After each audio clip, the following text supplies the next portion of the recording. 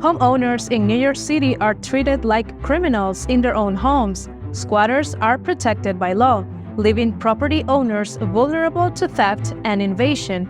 But how is this affecting the Hispanic community, and what measures are being taken at the state and city levels? Tune in to Opinión Pública for the full story and join us in this conversation.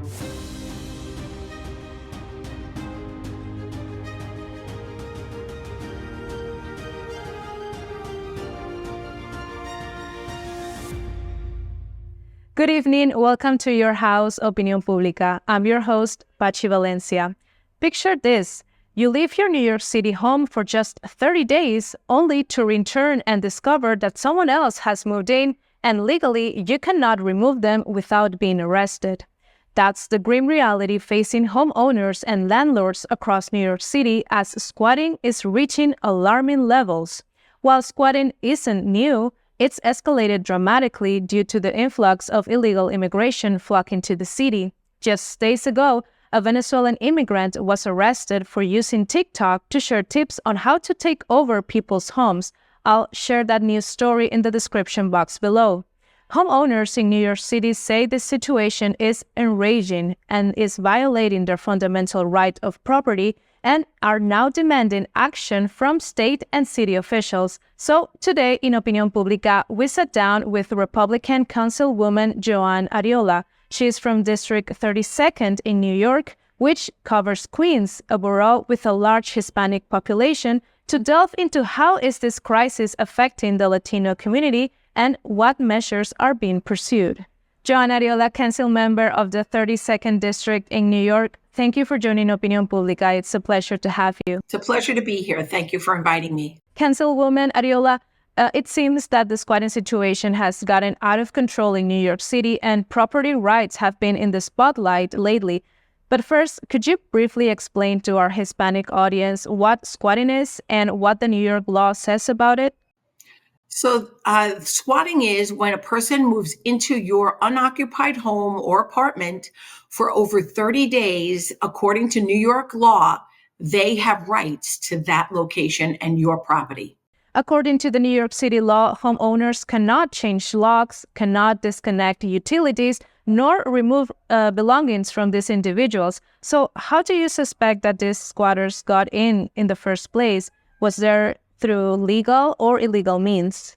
Well, no, it's illegal. Absolutely. They're entering your home. It's your property. However, we've seen an uptick in this since spring of 2022 when illegal migrants started to enter our city, and property owners who are experiencing issues with squatters are really, they're in a nightmare. If 30 days have gone by, they're not allowed to remove the squatters, remove their belongings, have them removed by the police department. And in fact, in the case of Adele and Deloro, when she changed the locks, she was the one that was arrested and not the squatters. Yes, we'll touch on Adele and Deloro's case in a few, but let's address the perspective from Queens, the district that you represent. Could you shed some light on the current situation in Queens, especially since spring of 2022? Well, spring in 2022, when we started to see the influx of migrants into our city, and now we have over 180,000 migrants that are in our city. And so now we're starting to see an uptick in different districts throughout the boroughs. Queens seems to be a hub for this type of illegal activity because there are 1 and 2 family homes. They're beautiful communities. They're safe communities. And squatters are going into unoccupied homes. People may be away in Florida for a couple of months for the winter, or they may have just sold their house and the new owner hasn't taken residence there yet.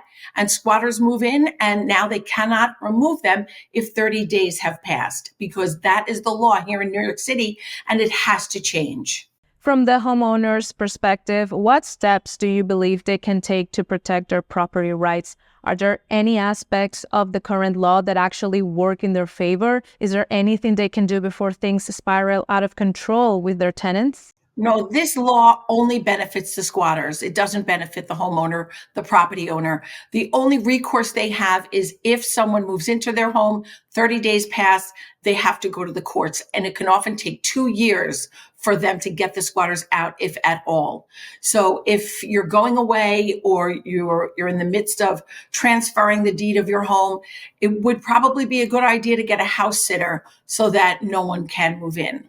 Who suffers the most from these laws in Queens? Is it property owners dealing with squatters in their rentals, or maybe homeowners returning from vacation to find squatters in their property?